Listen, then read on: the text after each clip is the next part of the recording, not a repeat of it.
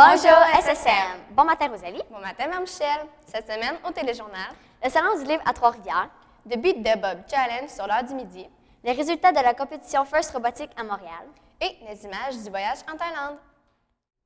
Vendredi le 22 mars, 23 élèves de secondaire 1 à 5 se sont rendus au Salon du livre de Trois-Rivières. Ces amateurs de lecture ont pu visiter les nombreux kiosques et rencontrer des auteurs. Plusieurs en ont profité pour acheter la dernière parution de leur auteur préféré.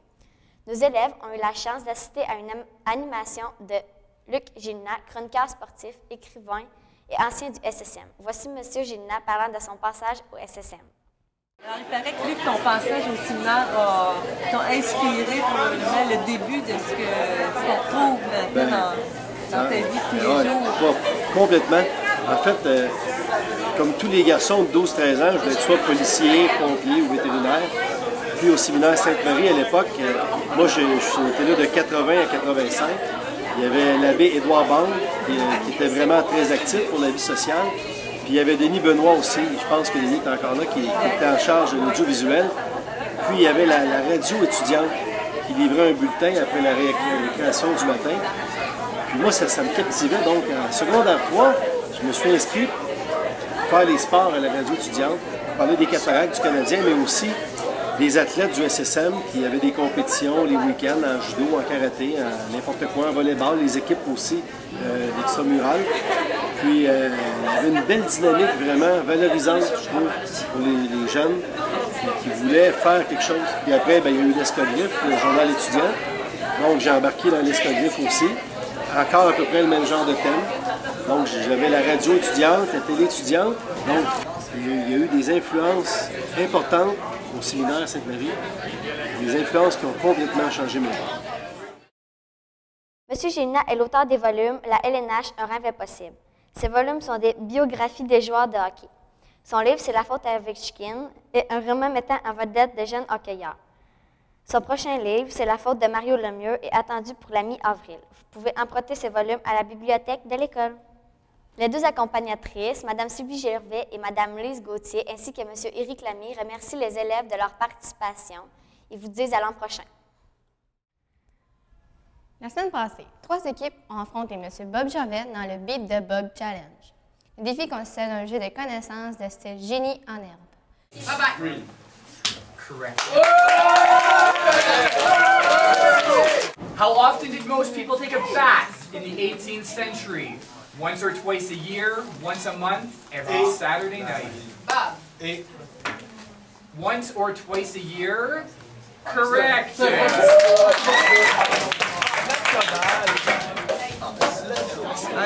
Mercredi, M. Gervais a arraché la victoire par 2 points contre les gars de 4e secondaire.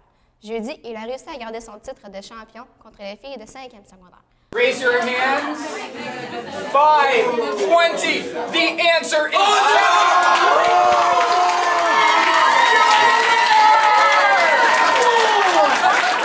Vendredi, dans un petit théâtre bondé, M. Gervais a cédé la victoire aux gars de 5e secondaire. Étienne Gina, Cédric Austin, Hubert Marchand-Pellerin et Olivier Paquin.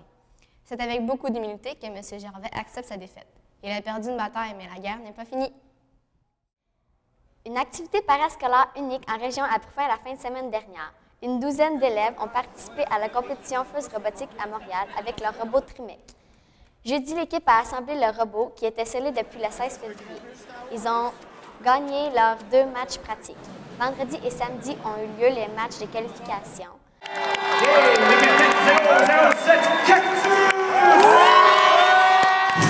Alors, l'Alliance se dirige à la recharge. Il est empêché d'aller se positionner. Avec 9 victoires, 2 défaites et 1 match nul. L'équipe a réussi à atteindre les quarts de finale et s'est classée 9e sur 39 équipes de partout au Québec. Au cours de l'année scolaire, les jeunes, appuyés par des membres de l'école, des parents et des professionnels d'entreprise, comme Delastic ou Protac, ont appris les rudiments de la mécanique, de l'électronique et de l'informatique en faisant la conception de robots. Certains élèves ont même manifesté leur intérêt pour poursuivre leurs études dans ce domaine. Bravo encore à toute l'équipe pour leur créativité et leur persévérance. Durant la semaine de relâche, 26 élèves ont pris l'avion pour la Thaïlande, en Asie du Sud.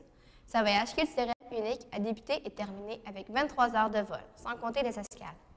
Arrivé à la capitale, Bangkok, le groupe a visité des temples bouddhistes, des ruines et s'est habitué à la chaleur et à la cuisine thaï qui comprend beaucoup d'ananas, de melon d'eau, du poulet et du riz.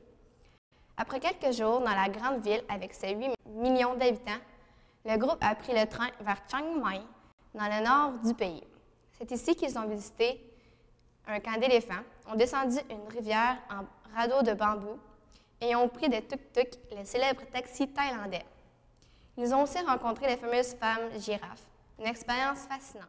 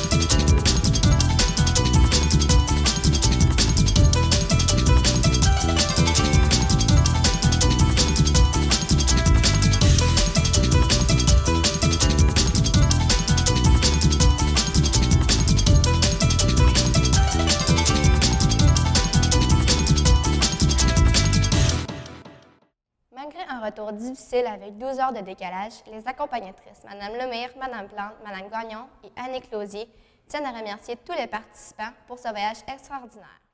Ceci conclut le téléjournal pour cette semaine. Visitez le www.seminaire-sainte-marie.com ou notre site Facebook pour plus d'informations, incluant les photos du voyage de la Thaïlande et la compétition de robotique. De la part de toute l'équipe du téléjournal, nous vous souhaitons une belle journée et une bonne semaine, particulièrement aux élèves de PAC qui sont actuellement à Hollywood, en Californie. J'y suis! Passez une belle semaine et à la prochaine!